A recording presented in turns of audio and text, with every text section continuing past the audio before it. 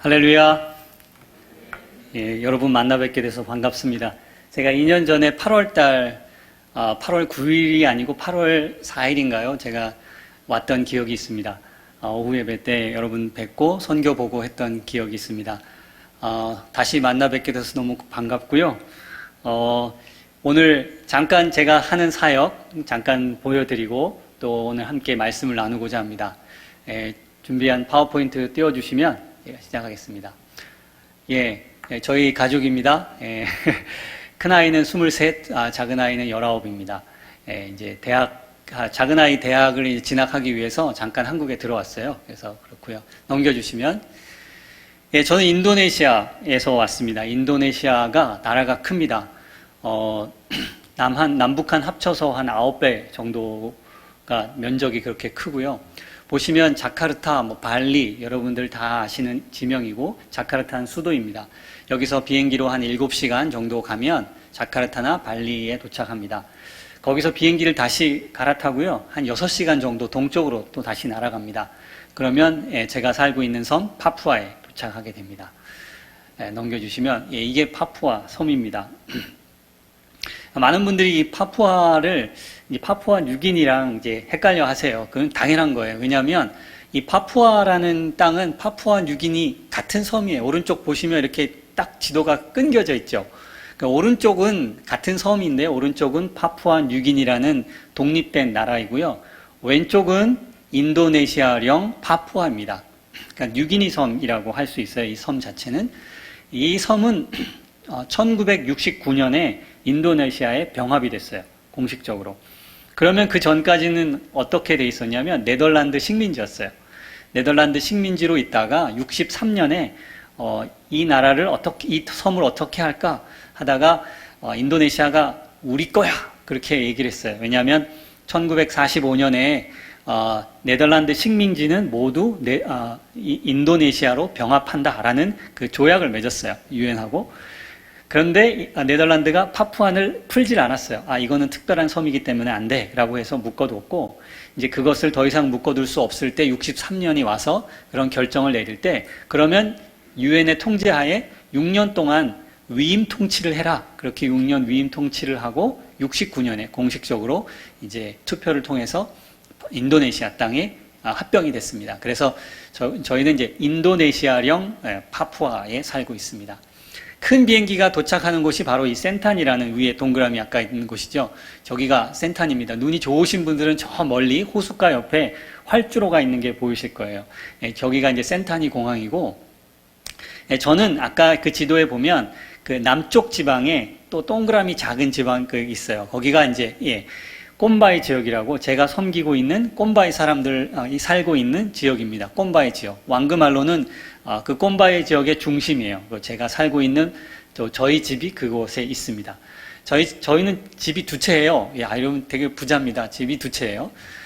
물론 의미는 없습니다만 그래도 센타니에 저희 살 집이 있고요. 또 왕그말로라고 하는 그곳에 저희 집이 있습니다. 나중에 한번 보실 수 있을 거예요. 그러면 센타니에서 이 남쪽까지 어떻게 가느냐? 저기 뒤에 있는 경비행기를 타고 갑니다. 저 사진은 저희들이 처음 가족으로 이제 마을에 들어갈 때 찍은 사진이에요. 그래서 저 사진은 저에게 큰 의미가 있어요. 오랫동안 기도하고 우리가 이 파푸아 꼼바이 지역에 섬기려고 할 때 첫 이제 비행기 타기 전에 가족과 함께 찍은 사진입니다. 경비행기는 한 750, 저기 뒤에 보이는 그 경비행기가 필라투스라고 해서 다른 말로는 포터입니다. 우리 짐차 있죠. 짐차. 포터라 그러죠. 짐을 싣고 나르는 비행기입니다. 근데 사실은 뒤에를 개조해서 의자를 넣고 사람과 짐을 함께 싣습니다. 저 비행기를 타고 한 1시간 45분 가면 저희 마을에 도착합니다. 왜 비행기를 타냐고요? 왜 타겠습니까? 길이 없습니다.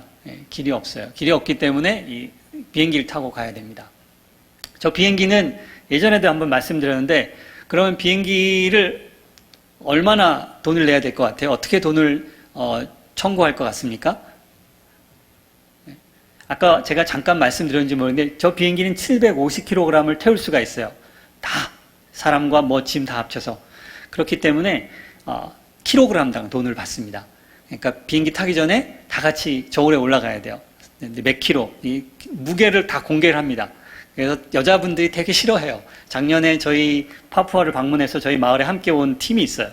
팀이 있는데, 이제 사람들을 다 한 사람씩 누구 이름 적고, 이 몸무게를 적어요. 되게 싫어하더라고요. 저희는 늘 이렇게 훈련이 돼 있어서 괜찮습니다. 그래서 킬로그램당 저희 마을까지 한 1,400원에서 1,500원 정도 될 거예요. 타고 갑니다. 예. 저희는 그렇게 가면 저희 마을 꼼바이 사람들이 살고 있는 이 정글을 만나게 됩니다. 이 보시면 알겠지만 이게 비행기 내리기 전에 한 100m에서 한 500m 상공에서 찍은 사진일 거예요. 이렇게 보면 이제 이렇게 정말 그 야채 같죠? 야채. 빽빽한 그 나무들로 가득 차 있는 곳입니다. 정글에 흩어져 살고요. 저희 꼼바이 사람들은 그 반유목민, 요즘에 노매드라고 이렇게 많이 하더라고요. 세미 노매드 민족이에요. 정글에 흩어져 살던 사람들인데 이제는 마을을 하나를 열어서 이제 거기에 와서 살기도 하다가 또 자기 정글에 흩어져 사는 사람들입니다. 인구는 대략 한 3,000명에서 4,000명 정도 등록이 되어 있고요. 예, 넘겨주시면 이제 꼼바이 전통 가옥이 있습니다. 나무 위의 집, 영어로는 트리하우스, 꼼바이 말로는 왈리나예요. 왈리나인데 저희는 이제 저 집에 이제 꼼바이 사람들이 전통적으로 살았던 집이고요. 지금은 이제 다 귀찮아서 다 내려와서 살아요. 왜냐하면 저 집이 몇 년 버틸 것 같아요. 예. 나무 칡덩이라 이렇게 나무 정글에 가면 이제 끈으로 쓰는 게 칡덩굴 같은 게 있어요. 그걸로 묶고 이렇게 하기 때문에 한 2년 정도 가면 이게 다 썩습니다. 그럼 다시 갈아줘야 돼요. 그래서 제대로 관리를 하지 않으면 금방 이렇게 다 망가집니다. 그래서 사람들이 이제 귀찮아서 이제 다 내려옵니다. 예, 저희 마을입니다. 비행기 1시간 45분 타고 가면 저희 마을이고요. 활주로가 이렇게 보이죠? 그리고 동그라미 쳐놓은 저게 바로 저희 집입니다. 예, 2009년에 지었습니다. 하나님께서 제가 모르는 분에게 저희가 2008년부터 9년 이제 1년 정도 안식년 기간 가운데 기도했어요. 하나님, 이제 제가 꼼바이 언어도 배워야 하고 꼼바이 사람들을 문화도 더 많이 알아야 되는데 이제 제가 살 집이 필요해요. 하나님 돈을 주세요. 이렇게 기도를 했어요. 1년 동안 기도하고 오랫동안 기도를 해왔죠. 기도를 해왔는데 안식년이 끝났을 때 채워졌을까요? 안 채워졌어요. 그래서 왜 안 채워주시지? 그럼 저보고 사역을 어떻게 하라는 걸까요? 고민을 많이 했는데 저희가 제가 안식년 때 교회를 방문하고 이제 이렇게 강사료를 받고 이런 돈 모아서 나무를 먼저 잘랐어요. 믿음으로 나무를 자르고 그런 다음에 나무가 이제 마르기를 기다렸어요. 40큐빅의 나무를 잘랐습니다. 나무를 자르고 기다리는 가운데 하나님께서 나무가 말라가는 그 어간에 어떤 분에게 전화가 와서 3만 불을 헌금을 제가 받았어요. 제가 누군지 모릅니다. 여러분 가운데 그분이 계신지도 모르겠어요. 그분이 전화를 이렇게 누구세요? 알려주세요. 그러니까 알 필요 없습니다 하고 전화를 끊으셨어요. 그래서 저 집을 짓게 됐습니다. 하나님이 저에게 기도에 응답하시고 또 하나님께서 기뻐하시는 이 일이 기뻐하신다는 저에게는 큰 확증이 되는 사건이었어요. 그런 이제 기도의 응답이 있었고요. 저는 저기에서 이제 언어를 배우고 이제 성경을 번역하는 일을 합니다. 성경 번역은 꼼바이 말로 성경을 번역하는 거예요. 그래서 꼼바이 말은 말만 있고 글은 없어요. 그러니까 문자화되지 않은 거예요. 그러니까 언어가 없는 건 아니고요. 언어는 꼼바이 언어가 있는데 글자가 없는 거예요. 그러다 보니까 저기 언어에 들어가면 저 부족들에게 언어를 귀로 듣고 배워야 됩니다. 자음이 몇 개이고 모음이 몇 개이고 그러면 문법은 어떻게 되지? 주어 동사 목적어인가? 주어 목적어 동사인가? 주어가 뒤로 오나? 이런 그 문법적인 것들 이런 것들을 살면서 언어를 적으면서 이제 배우는 시간들이 필요해요. 저는 이제 한 7, 8년 그 정도 시간을 투자를 했어요. 방언이 4개가 있고 막 이런 것들을 이제 분석을 하고 조사를 해서 어느 정도의 이제 수준이 닿으면 이제 성경을 번역할 수가 있습니다. 그리고 성경 번역이라는 거는 사실은 이제 여러분이 번역하면 이제 빨리 될 수 있다 이렇게 번역하는 거 되겠어요? 성경이 신약이 몇 장이 되는지 아세요? 몇 절이 되는지 아세요?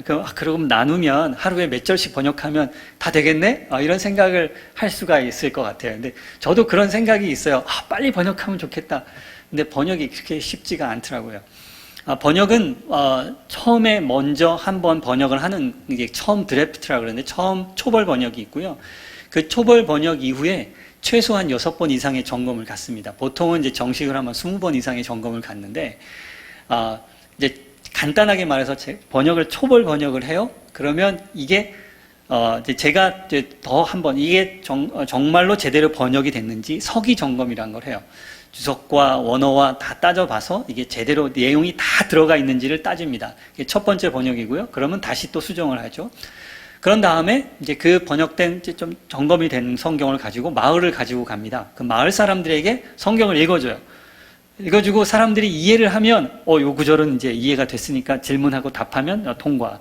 어떤 구절을 읽어주면 답을 제대로 못해요. 그러면 뭔가 잘못됐지? 그러면 이제 체크를 합니다. 뭐가 잘못됐는지를 체크하고. 그렇게 해서 마을 점검을 한 차례 끝내요. 그러면 다시 수정을 합니다. 와서 다시 수정을 하고요. 그렇게 한 다음에 수정을 한 다음에 이제 이렇게 마을 점검을 2차례 정도 합니다. 2차례를 하고 그런 다음에 이것을 다시 인도네시아 말로 또 역번역을 합니다. 그래서 이제 컨설턴트가 와서 이렇게 이 번역이 제대로 됐는지 점검을 합니다. 이런 점검을 할 때마다 이제 다시 수정을 하고 수정을 거칩니다. 그래서 번역을 하는 것보다 점검하는 작업이 사실은 시간이 더 많이 걸립니다. 작년에 저희들이 이제 누가복음을 이전에 2019년에 제가 누가복음을 이제 거의 마지막 단계에 와 있다라고 말씀을 드렸었어요. 그래서 기도 부탁을 할 때 가서 누가복음을 잘 마무리하고 출판할 수 있게 기도해 주십시오라고 기도 부탁을 드렸는데 작년에 코로나 와중에도 저희들이 이제 줌을 통해서 감사하게도 번역을 잘 마치고 인쇄를 할 수 있었어요. 이제 줌을 하는 거고요. 넘겨주시면 이게 마을 점검을 이제 마을에 가서 마을 사람들 불러다 놓고 성경을 읽어주고 마을 점검을 하는 겁니다. 저 뒤에 있는 건물이 밑에 있는 건물 말고 밑에 사진 말고 저 위에 있는 사진에 있는 건물이 교회입니다. 저 교회는 노학이라는 저희와 함께 번역하는 청년이 자기가 직접 지은 거예요. 직접 자기가 지었어요. 한 6개월, 적어도 1년 정도는 걸렸어요. 완성 다 하는데, 6개월 전부터 예배를 드렸지만, 그리고 저 친구가 교회를 왜 지었는지 아세요? 자기 마을에 교회가 없었어요. 교회를 짓고 자기가 목회자가 되고 싶었어요. 목회자가 되고 싶어서 자기를 훈련을 시켜달라고 저희 마을에 왔는데, 저는 몰랐죠. 자기의 마음속에 그런 생각이 있는지 몰랐는데, 하나님께서 만나게 해주셨어요. 만나게 해주시고, 근데 사실은 저 청년은 대학을 가고 싶은 거예요. 대학을 가고 싶은데 다른 길을 아무리 찾아봐도 이 청년은 고하기 때문에 자기를 도와줄 친척이 없어요. 그래서 이 청년이 보니까 교회를 짓고 그러면 교회에서 자기를 도와주겠구나라는 생각을 가지고 교회를 졌어요. 그래서 이제 저를 만나게 되고 이 왼쪽에 있는 저와 붙어 있는 청년이 노학이라는 청년인데 그래서 지난 6년 동안 그 가운데 이제 성경을 공부하고 또 신학교를 다니고 그렇게 해서 이제 하나님을 알게 되고 하나님을 믿게 됐어요. 그 전에 하나님을 알아서 교회를 지은 게 아니고요. 하나님을 몰라요. 그런데도 교회를 짓더라고요. 짓고 싶으면 져요. 이분들이 짓는 게 보통 사람들은 다 자기 집을 짓는 사람들이기 때문에 어느 정도의 지식이 다 있어요. 그렇게 귀한 청년입니다. 넘겨주시고요. 저는 한 행정일도 한 9년 정도를 했는데 지난 4년은 이제 GBT 파푸아 디렉터라고 함께 성경을 번역하는 한국 선교사들을 돌보는 일도 같이 했습니다. 넘겨주시면 작년에 찍은 사진이고요. 이제 코로나 속에서 이거는 이제 누가복음이 출판된 누가복음을 들고 저희들이 이제 같이 축하 파티라고 봐야 이렇게 모여서 같이 밥 먹고 하는 겁니다. 이 청년이 노학이라는 청년입니다. 예수님을 처음 만났을 때 자기의 게이빨 목걸이를 벗어 던지고 자기 신앙을 고백했어요. 모든 이제 꼼바이 사람들 안에는 게이빨 목걸이가 다 하나씩 아이가 태어나면 엄마 아빠가 다 만들어줘요. 게이빨 목걸이. 이 아이를 지켜줄 거라는 그런 믿음이 있어요. 정령이 지켜줄 거라는. 근데 이 친구가 예수님을 알게 되고 나서 이 게이빨 목걸이를 벗어 던지고 저에게 말했어요. 더 이상 이것이 나를 지켜주지 못한다고. 하나님이 나를 지켜주신다는 믿음이 생겼다고. 그렇게 고백했던 청년입니다. 저는 이제 꼼바이 마을에서 이제 저 아내와 함께 찍은 사진인데 이제 계속해서 또 성경을 계속 번역을 하면서 사람들을 또 세우고 하는 일들을 계속 하려고 합니다. 여러분의 계속적인 기도와 후원을 부탁을 드립니다. 잠깐 이렇게 제가 사역 보고를 했고요. 앞으로는 지금은 이제 창세기 번역하고 있어요. 창세기 번역하고 있고 마태복음도 번역하고 있습니다. 계속해서 성경이 계속 번역되어지고 또 훈련시키는 일들을 또 시간이 되면 나중에 또 저희들 코로나가 끝나고 또 나중에 저희들이 또 다시 들어갔다가 뵐 기회가 있으면 또 사역에 대한 얘기를 더 나눴으면 좋겠습니다. 오늘 제가 이 본문 말씀을 통해서 제게 은혜 주신 하나님을 여러분들에게 나누길 원해요. 이 말씀은 제가 자꾸 되돌이켜 봐요. 왜 그러냐면 이 말씀을 통해서 제 자신의 삶을 점검해 보기 때문에 그렇습니다. 오늘 우리가 읽은 말씀은 여러분들이 잘 아는 다윗 왕에 대한 이야기예요. 다윗 왕이 되기 이전에 사실은 이제 도망자로 살았을 때의 이야기입니다.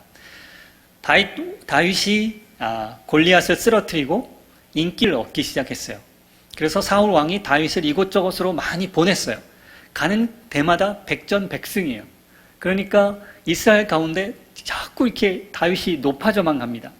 그리고 막 다윗을 찬양하는 노래가 나와요. 그러니까 이제 사울 왕이 질투가 폭발한 거죠. 이 질투의 폭발로 인해서 결국은 다윗을 죽이기로 마음을 먹습니다. 막 여러 계략을 짜서 어떻게 하면 다윗을 죽일까 하는 계략을 짭니다. 그런 은근한 계략이 먹히지 않으니까 노골적으로 이제 다윗을 죽이기로 마음을 먹죠. 다윗이 그것을 알고 이제 더 이상 함께 있을 수 없으니까 도망을 합니다. 도망자의 신분으로 이제 이스라엘 남쪽의 여러 광야에서 이곳저곳을 숨어 다닐 때 있었던 일입니다. 이렇게 숨어 다닐 때 어느 날 누군가가 다윗에게, 누군가는 다윗의 이제 부하 중에 하나겠죠. 다윗은 이제 자신을 사울이 자기를 못 찾도록 이렇게 다 지켜놓잖아요. 보초병들 중에 하나일 거라고 생각합니다. 누군가가 나와서 이제 자기에게 얘기를 해줘요. 저기 이스라엘의 한 마을인 그일라가 지금 블레셋 사람들에게 공격을 받고 있습니다. 마침 추수를 하고 있는데 지금 공격을 받고 있어요. 그래서 알려줍니다. 그렇게 알려주니까 다윗이 하나님께 바로 기도를 해요. 하나님, 내가 가서 이 블레셋 사람들을 칠까요? 라고 말을 합니다. 그런데 한번 생각해 보세요. 사실 다윗은 누구를 도울 수 있는 처지가 아니에요. 아까도 말씀드렸듯이 지금 다윗은 도망자의 신분이에요. 그리고 블레셋 군대는 정규 군인이었어요. 그리고 다윗과 함께 있는 사람들은 사실은 정규 군인도 아니에요. 의중이 떠중이 모인 사람들이에요. 가난한 사람들, 경제력이 없는 사람들, 별의별 사람들이 모여있던 사람들이에요. 싸우면 이길 수 있는 확신이 없어요. 그뿐만 아니라 가장 두려운 것 중에 하나는 자기가 도망자이기 때문에 만약에 그일라 사람들을 도우면 자신의 위치가 탈로가 나요. 그러면 사울 왕이 자기를 잡으러 올 거라는 거 생각이 딱 들죠. 누구를 도울 수 있는 처지가 아니에요. 근데 그럼에도 불구하고 다윗이 하나님께 기도를 해요. 하나님, 제가 가서 이 블레셋 사람들을 치고 그일라 사람들을 구할까요? 라고 기도를 하는 거예요. 이 말씀을 제가 읽으면서 묵상하면서 하나님 저에게 주시는 말씀은 뭐였냐면 하나님의 사람, 하나님의 백성은 환경과 상황보다 하나님의 뜻을 먼저 구하는 사람이라는 것이에요. 하나님의 말씀, 하나님의 뜻이 삶의 첫 번째 우선순위가 되어야 한다는 것이었어요. 상황이, 환경이 나의 삶을 방향을 이끌어가는 것이 아니라 하나님의 뜻이 무엇인지를 구하고 그 뜻대로 순종하는 것이 하나님의 백성이고 하나님의 삶이다, 하나님의 사람이다 라는 것이었어요. 너무나 당연하고 너무나 당연한 말씀이죠. 그런데 이 말씀이 제 가슴을 쳤어요.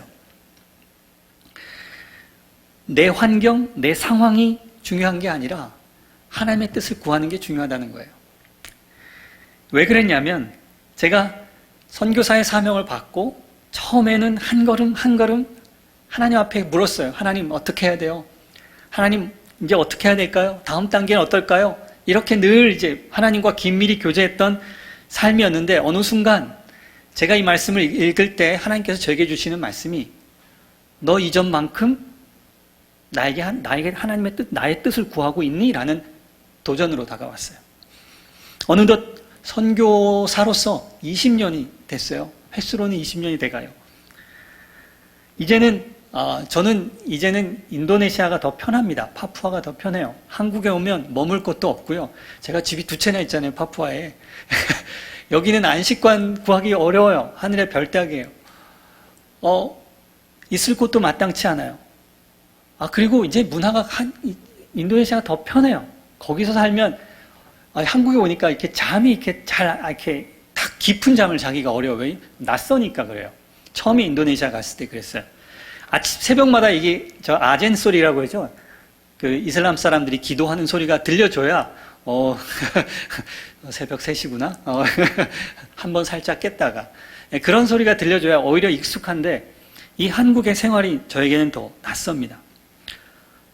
선교지 언어도 잘 알고 문화도 알고 사람들도 알고 이제는 이렇게 할 때는 이렇게 해야지 저렇게 할 때는 저렇게 해야지 익숙해지고 경험이 쌓여졌어요. 지식이 많이 쌓여졌어요. 그러면서 어느 순간 내가 하나님을 이전보다 더 찾지 못하는 것을 제가 발견했어요. 내가 하나님의 뜻을 구하지 않고 있구나 라는 것을 알게 됐어요. 그러면서 하나님께서 저에게 말씀하시는 거였어요. 너는 상황과 환경, 경험과 지식 그것을 떠나서 나에게 묻고 있느냐, 하나님의 뜻을 구하고 있느냐라고 말씀하시는 거였어요. 선교뿐만이 아니죠. 사실은 우리의 신앙이 마찬가지죠. 여러분도 신앙의 생활의 횟수가 사실은 많이 이렇게 있고 직분도 생기고 하면서 어느 순간 익숙해진 신앙생활이 있을지도 모르겠어요. 하나님의 뜻을 이전만큼 구하지 않는지도 모르겠어요. 그러나 하나님의 백성, 하나님의 사람은 먼저 하나님의 뜻을 진지하게 구하고 찾는 사람들입니다. 그렇게 하나님의 뜻을 먼저 구하고 그 뜻에 순종할 때 그때 하나님을 경험할 수 있고 그때 하나님을 만날 수가 있습니다. 그냥 내 경험과 내 지식과 상황과 환경에 밀려서 차근차근 하는 것, 어느 순간 그것은 하나님이 먼저가 아니라 우리의 삶이 먼저일 수 있어요. 저에게 상황과 환경, 또 경험과 지식이 아니라 하나님의 뜻을 먼저 구하고 그 뜻에 순종해서 정말 우리의 삶 속에 하나님을 만나고 경험하는 저와 여러분이 되시기를 주님의 이름으로 축원합니다. 또 한 가지 이 말씀을 묵상하는 가운데 깨달은 것이 있습니다. 제가 물 좀 마시겠습니다.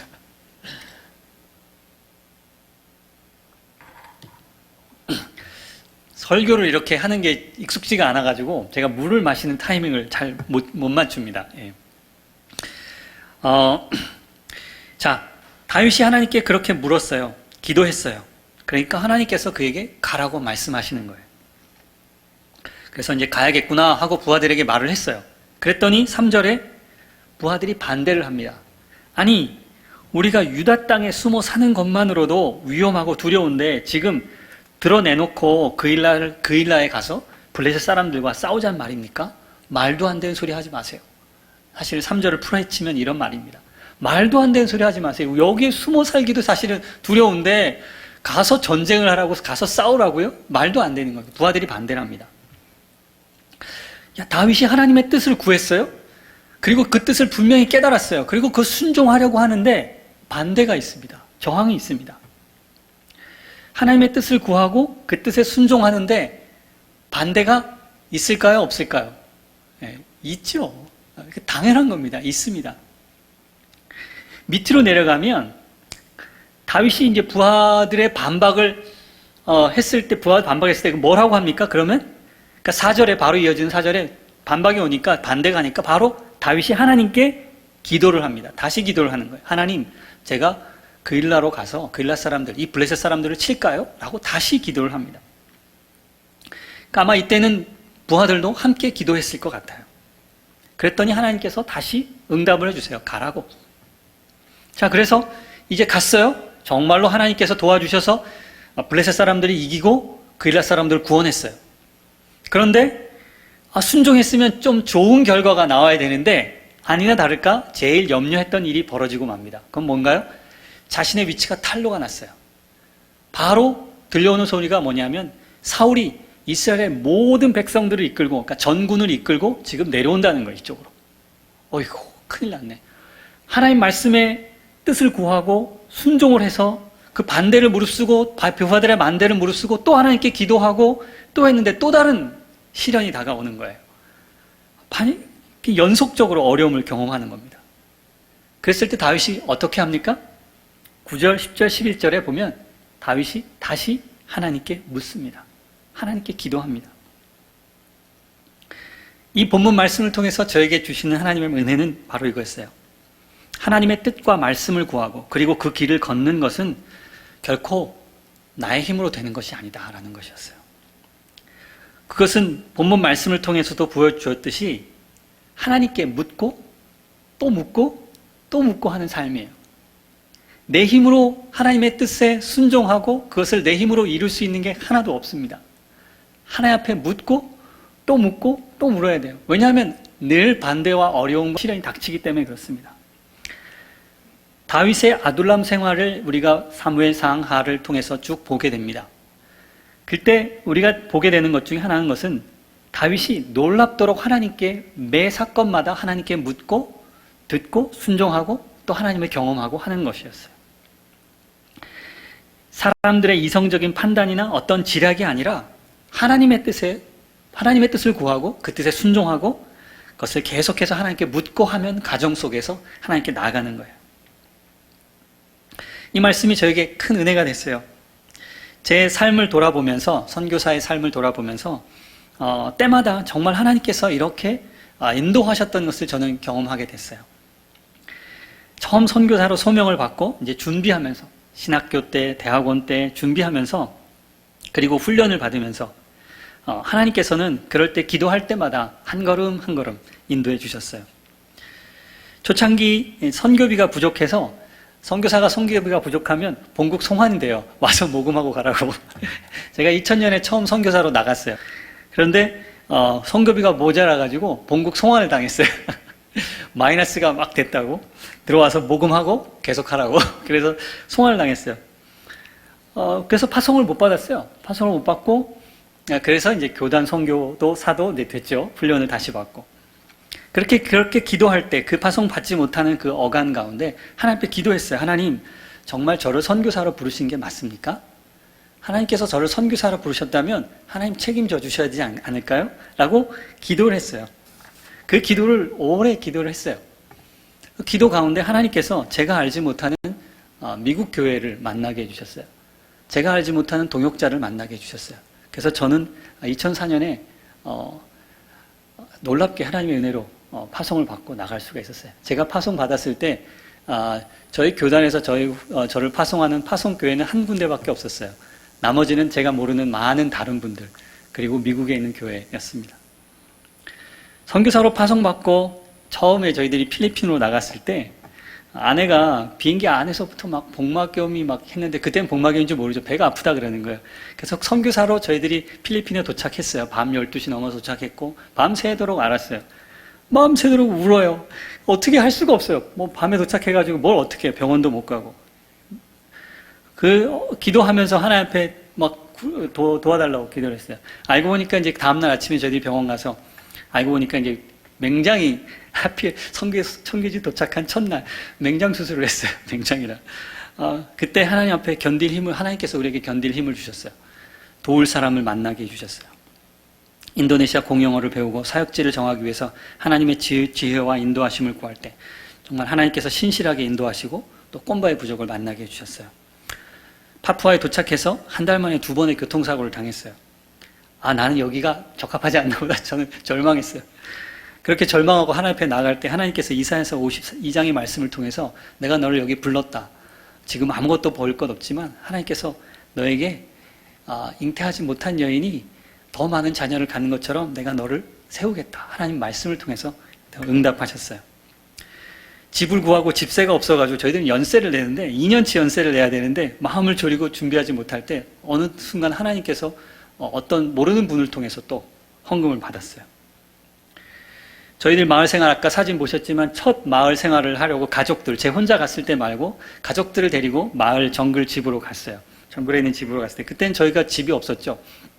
남이 세워놓은 집에 살았어요. 위에는 박쥐가 날아다니고 아래는 쥐가 뛰어다니고 온갖 거미 막 돼지 소리 온갖 정글의 소리 속에서 아이들을 재우고 같이 누워있는데 하나님 제가 여기서 살 수 있을까요? 라는 생각이 들었어요. 하나님 제가 여기서 견딜 수 있을까요?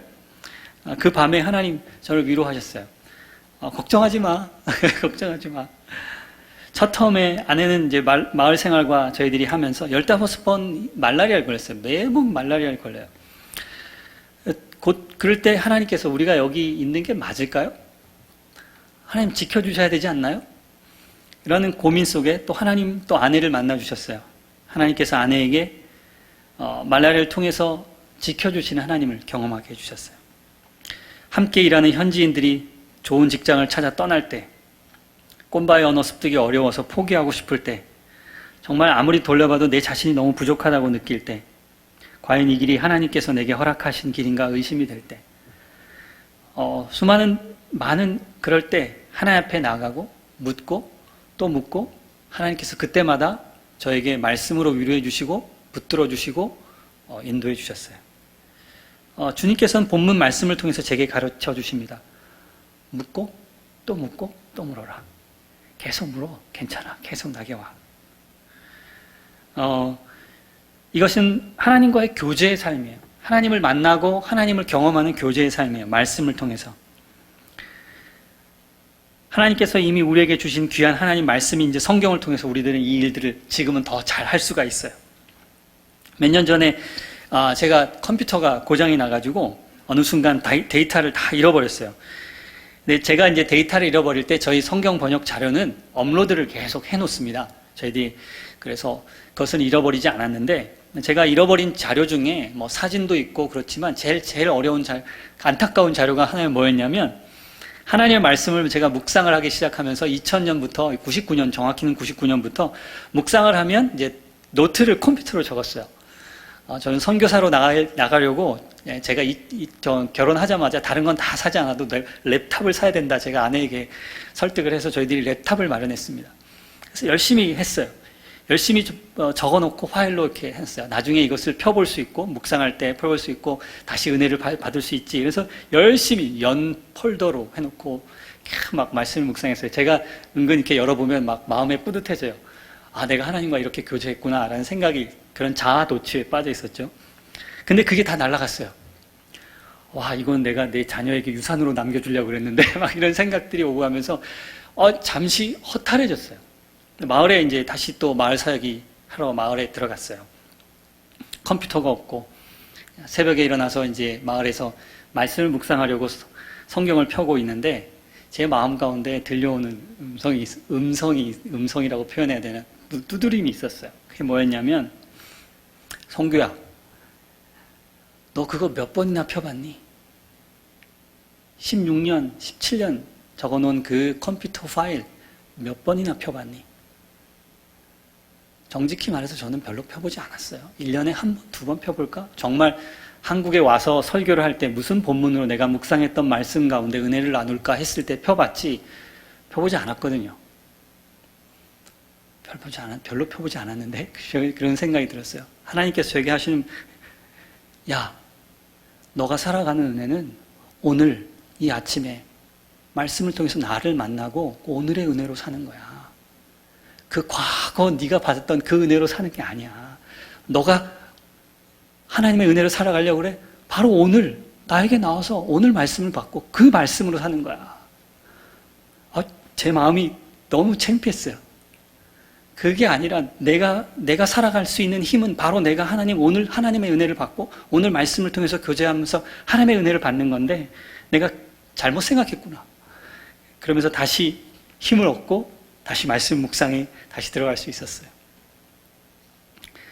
이와 같이 하나님의 뜻을 구하는 삶, 하나님의 뜻에 따라 순종하는 삶은 매 순간 하나님과 교제하고 하나님께 묻고 또 묻고 하면서 그 길을 걸어 나갈 수 있습니다. 그럴 때 우리는 하나님의 임재와 하나님을 경험하는 삶을 살 수가 있습니다. 그렇게 경험하는 저와 여러분이 되기를 주님의 이름으로 축원합니다. 또 한 가지, 다윗이 이렇게 구했어요. 그일라 사람들을 구해서 정말 대단한 일을 했어요. 이 사람들의 목숨뿐만 아니라 이 사람들의 재산을 다 지켰잖아요. 도망하는 사람이 왕으로서 해야 할 일이에요. 사실은 이 일은 다윗이 해야 할 일이 아니라 사울 왕이 해야 할 일을 사실은 다윗이 한 거예요. 그죠? 엄청난 대단한 일을 했어요. 근데 아까도 말씀드렸지만 사울이 벌써 알고 있어요. 야, 잘 됐다. 7절에 보면 사울이 하나님의 이름을 들먹이면서 하나님이 나를 도와주셔서 이 다윗의 위치를 알게 됐다. 내가 다 가서 당장 잡아야지. 이런 하나님의 이름을 막 들먹이면서 쾌제를 부릅니다. 그리고 전군을 이끌고 이제 온다는 소식이 다윗에게도 들려져요. 그러니까 다윗이 하나님께 기도를 합니다. 다윗이 하나님께 기도했던 건 딱 두 가지예요. 정말 사울왕이 옵니까, 하나님? 정말 사울왕이 오나요? 그것 하나. 그리고 또 한 가지 하나가 있어요. 만약에 사울왕이 오면 이 그일랏 사람들이 나를 사울왕에게 내어줄까요? 라는 기도 제목이었어요. 내가 이렇게 정말 내 상황과 처지를 돌보지 않고 하나님의 뜻에 순종해서 이 사람들을 섬기고 이 사람들을 구했는데 이 사람들이 나를 사울 왕에게 배은망덕하게 넘길까요? 라는 거예요. 성이잖아요. 조그만한 성을 얻었어요. 얼마나 안주하고 싶겠어요. 거기 있고 싶겠어요. 그래서 다윗이 하나님께 묻습니다. 하나님, 그럴까요? 하나님께서 응답을 해주세요. 사울 왕이 내려온다? 사울 왕이 내려오면 이 사람들이 너를 내줄 거야. 그리고 나서 다윗이 어떻게 합니까? 다윗이 아무 말도 하지 않아요. 13절에 보면 다윗이 그의 사람들과 함께 깨끗이 그일라를 떠납니다. 광야로 다시 들어가요. 저는 이 말씀을 보면서 제 마음속에 딱 한 가지 단어가 떠올랐어요. 그것은 뭐였냐면 보상심리. 보상심리였어요. 창피한 일이지만 제 마음속에 선교사로 살면서 때로는 보상심리가 제 안에 찾아 들어와요. 보상심리, 무슨 보상심리? 하나님 내가 이렇게 수고했는데, 하나님 나 이렇게 열심히 일하고 있는데, 하나님 나 힘들어요. 그런데 딱 돌아보면 그럼 뭐예요? 하나님 뭐 해주셔야 되지 않나요? 라는 거예요. 근데 그 하나님으로부터 받는 그게 아니라 이 세상에서 받고 이 세상에서 인정받고 싶어하는 제 마음속에 있는 보상심리예요. 육적인 보상심리예요. 하나님께서 제 머릿속에 이 단어를 주시는 거예요. 보상심리를 버려. 보상심리를 버려. 이런 일들은 우리 신앙생활에 종종 찾아와요. 교회에서 수고하시는 직분자, 장로님, 집사님, 권사님 다 누구에게든지 찾아옵니다. 수고를 하면 나를 인정하고 어떻게 하나님 앞에 또 인정받고 싶은 마음들이 찾아오죠. 사실은 보상은 하나님께서 우리에게 바라라고 말씀하시는 거예요. 히브리서 11장 6절에 보면 하나님이 기뻐하신다고 그랬어요. 보상을 주시는 것을 기뻐하신다고. 상급을 주시라고. 상급을 바라라고 말하고 있어요. 그런데 하나님께서 말씀하시는 그 상급은 하나님이 주시는 것을 말해요. 이 세상의 사람들의 인정과 이 땅에서의 보상이 아닙니다. 때로는 이 땅에서 하나님을 순종하고 하나님의 뜻을 구하고 하나님의 뜻을 순종할 때 때로는 인정받고 때로는 그렇게 됩니다. 그러나 우리가 진정으로 바라야 될 것은 하나님께서 주시는 상급이죠. 하나님께서는 제 마음 가운데도 이런 말씀을 주십니다.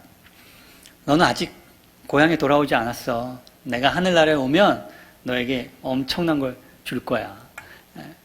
저는 그걸 바랍니다. 매번 그걸 바랍니다. 이 땅에서 보상받고 싶지 않습니다. 하나님께서 채워주시는 것, 하나님께서 주시는 것을 받고 싶어요. 또 한 가지는 뭐냐면 보상을 기다릴 게 아니라 아직 싸움이 끝나지 않았다는 거예요. 아직 싸움이 끝나지 않았다. 다윗이 만약에 그일라라는 작은 성을 취해서 거기서 머물러 앉았다면 다윗은 죽었어요. 반드시. 사울에 의해서 죽었을 겁니다.